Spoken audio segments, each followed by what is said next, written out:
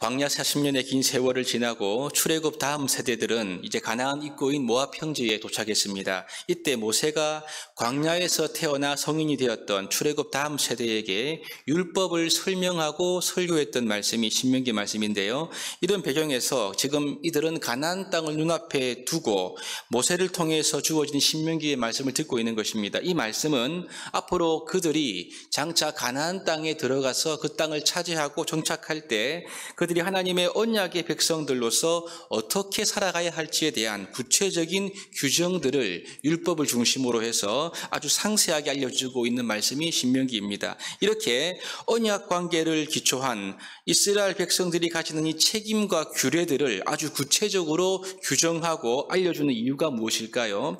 그것은 이스라엘 백성들에게 여러 가지 의무와 어떤 짐을 부과하기 위한 목적이 아닙니다. 오히려 하나님의 사랑으로 맺어진 하나님의 언약, 즉 하나님과 이스라엘 사이에 이 언약 관계가 더욱 공고히 유지됨으로써 이스라엘 백성들이 하나님의 거룩한 나라, 거룩한 백성으로서 세워지기를 원하는 하나님의 마음과 의도가 있기 때문에 이런 구체적인 말씀이 지금 주어지고 있는 것입니다.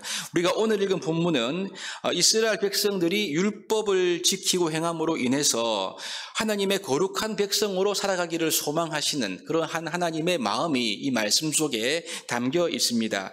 여러분, 출애굽은 전적인 하나님의 은혜였습니다. 일방적인 은혜로 이스라엘 백성들이 애굽에서 나오게 되었습니다. 하지만 이제 이들이 하나님과 언약을 맺고 난 이후에 그들은 더 이상 애굽에서 살던 방식으로 살면 안 되었습니다. 그들은 하나님의 은혜를 입었기 때문에 그 은혜를 입은 백성답게 하나님만을 예배하고 하나님의 말씀에 순종해서 사는 이러한 삶을 살도록 이제 새롭게 부름받게 된 것입니다. 그렇기 때문에 이스라엘 백성들은 가만히 있으면 그냥 자동적으로 가나안 땅을 차지하는 것이 아니었죠.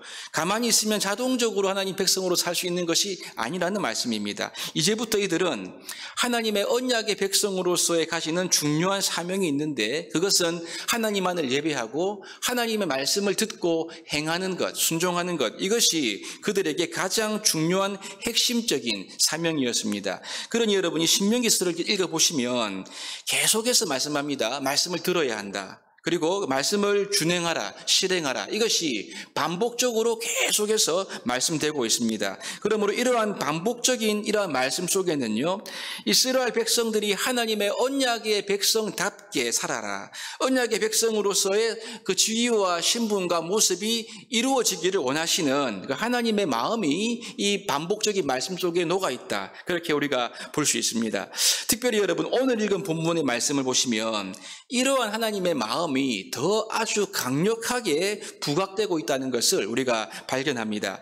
하나님께서는요, 이스라엘 백성들이 하나님 말씀을 잘 듣고 그분의 말씀을 지켜 행하면, 즉 이 말은 무슨 말입니까? 하나님과 이스라엘 사이의 이 언약 관계가 소중히 여겨지고 이 언약 관계가 잘 지켜지면 하나님께서 그들에게 복을 주시겠다. 이 말씀을 지금 아주 강한 어조로 강력하게 말씀하고 있습니다. 왜 그러냐면요, 이스라엘 백성들뿐만 아니라 하나님께서 이 언약 관계를 소중하게 여기시기 때문에 그렇습니다. 그리고 여러분, 이스라엘이 이 언약 관계 위에 견고하게 세워지기를 하나님이 먼저 간절하게 원하시기 때문에 지금 이러한 복들을 이스라엘 백성들에게 약속하고 있는 것입니다. 그럼 여러분, 어떤 복을 약속하고 있습니까? 우리가 1절 말씀을 보시면 1절입니다. 내가 네 하나님 여호와의 말씀을 삼가 듣고 내가 오늘 너에게 명령하는 그의 모든 명령을 지켜 행하면 내 하나님 여호와께서 너를 세계 모든 민족 위에 뛰어나게 하실 것이다. 이렇게 말씀합니다. 하나님께서 지금 하나님의 백성인 이스라엘 백성들이 하나님의 말씀을 지켜 행하면 세계 모든 민족 위에 이스라엘 백성들을 뛰어나게 하겠다라고 약속해 주고 있습니다. 여러분, 생각해 보시면 이스라엘과 유다는요, 역사적으로 볼 때 항상 이 주변의 강대국 때문에 눈치를 보면서 괴로움을 당했던 아주 약소국, 매우 작은 나라였지 않습니까? 그런데 이 작은 나라의 선조들인 이스라엘 백성들한테 하나님께서 말씀하시기를 너희가 율법을 지켜 행하면 모든 민족 위에, 이 말은요, 그들을 둘러싸고 있는 모든 강대국들보다 훨씬 더 뛰어난 나라가 되게 하겠다는 약속을 지금 복으로 주고 있는 것입니다. 이런 어마어마한 복을 약속하시는 이유는요, 하나님과 이스라엘 사이의 이 언약 관계가 굳건해져서 하나님은 여러분, 이스라엘 백성들이 복된 민족, 거룩한 민족, 그래서 제사장 나라가 되기를 원하시는 하나님의 마음이, 소원이 여기에 담겨있기 때문에 그렇습니다. 그래서 이스라엘 백성들이 먹고 사는 걱정이 없이 오히려 모든 나라들보다 뛰어나게 되고요. 그래서 침략을 당하거나 고통을 당하는 그러한 나라가 아니라 오히려 하나님의 이 충만한 복으로 다른 주변국들을 이끌어가고 도와주는 나라가 되도록 하나님께서 복을 주시겠다. 이것은 이스라엘을 택하신 하나님의 사랑과 계획과 의도가 여기에 들어있다는 것을 볼 수 있습니다.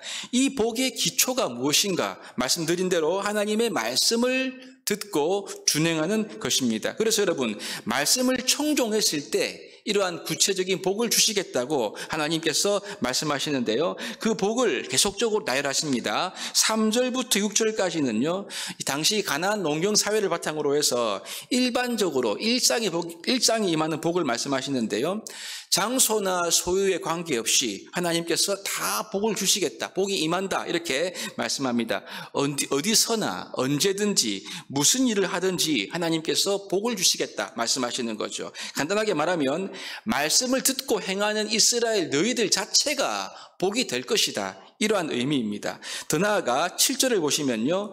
전쟁에서의 승리를 약속해 주고 있고요. 8절부터 13절까지는 경제적인 번영과 축복과 더불어서 다시 한 번 더 모든 민족 위에 너희가 뛰어나게 될 것을 한 번 더 말씀하고 있습니다. 여러분, 그래서 하나님께서 이스라엘 백성들과 언약한 대로 이런 복을 통해서 이스라엘은 하나님의 거룩한 백성이 되는 것이고요. 또 열방 가운데서 하나님의 나라의 사명을 감당하게 되는 그러한 나라가 됩니다. 이 복이 마지막 14절에 보시면 다시 한 번 더 내가 너희에게 명령하는 그 말씀을 떠나 좌로나 우로나 치우치지 아니하고 다른 신들을 섬기지 아니하면, 즉 하나님의 말씀을 그대로 청종하면 이와 같은 복이 임할 것이다 라고 하나님께서 말씀하십니다. 여러분, 하나님의 말씀을 이들이 순종하고 준행할 때 하나님은 이러한 복으로서 이 언약 관계를 굳건하게 하실 뿐만 아니라 내가 너희의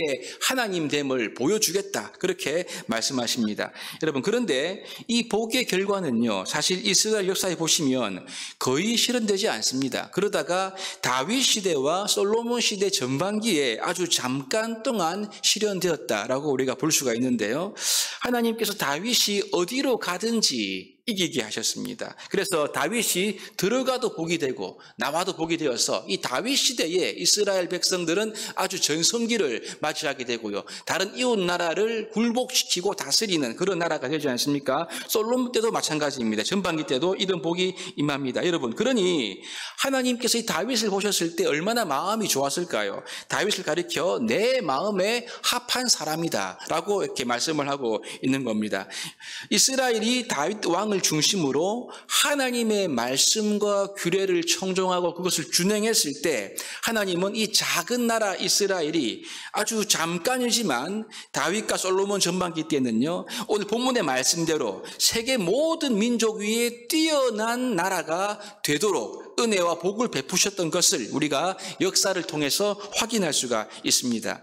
하지만 여러분, 이 다윗과 솔로몬 전반기를 제외해버리면 이스라엘 백성들은 대부분이 언약을 배반하고요, 결국은 불순종의 삶을 살다가 이방 나라에 의해서 약속된 저주대로 망해버리고 맙니다. 결국 여러분, 이것은 사람의 힘으로, 우리 인간의 능력으로 하나님의 말씀을 청종할 수가 없다는 것을 보여줍니다.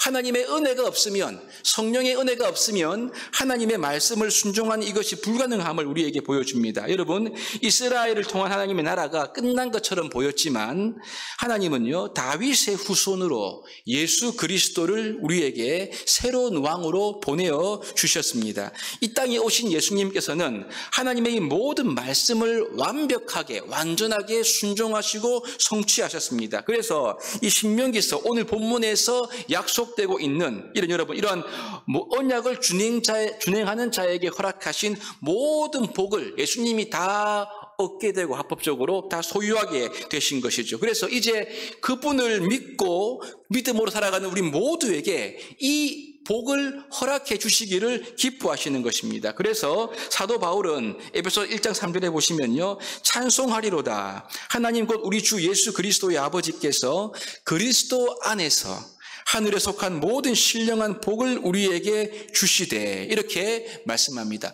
그리스도 안에서 이제 우리가 하나님의 모든 복, 신령한 복, 말씀을 순종하고 준행할 때 주어지는 이 모든 복을 예수님 안에서 우리에게 허락하셨다라고 선포하고 있습니다. 여러분, 하나님이 어떤 분이십니까? 우리 하나님은 이스라엘뿐만이 아니라 주를 믿고 믿음으로 살아가는, 순종하는 삶을 살아가기를 원하는 모든 백성들에게 하나님의 복을 아낌없이 주시기를 원하시는 분이 우리 하나님이십니다. 그런데 여러분, 이 복은 그냥 주어지는 것이 아니죠. 우리가 예수님을 잘 믿고 이제 이 성령의 은혜에 이끌림을 받아 성령을 따라 살아가는 사람들에게, 여러분, 하나님을 경외하고 믿음의 삶을 사는 사람들에게 이러한 복을 하나님께서 주신다라고 말씀합니다. 여러분, 그래서 우리의 관심은 예수님을 이제 잘 믿고 성령의 인도를 따라 살아가는데 여기에 있어야 합니다. 그래서 복음에 합당하게 살아가게 되면 하나님 약속한 복은 자연스럽게 우리에게 따라오게 되어 있음을 믿고 나아가야 하는 것이죠. 이 시간, 이 새벽에 우리의 왕 되신 예수 그리스도 안에서 하나님의 말씀을 듣고 순종하는 삶, 성령의 인도를 따라 말씀을 사모하고 말씀대로 행하고자 하는 이러한 삶으로 나아가기를 다시 한번 결심할 수 있는 시간이 되기를 바랍니다. 그래서 이제 그리스도 안에서 약속된 하나님의 신령한 복, 충만한 복이 우리의 믿음 안에서 성령의 인도를 따라가는 우리의 삶 속에서 부어지는 귀한 은혜를 모두가 경험하는 저와 여러분 될 수 있기를 주님의 이름으로 축복합니다.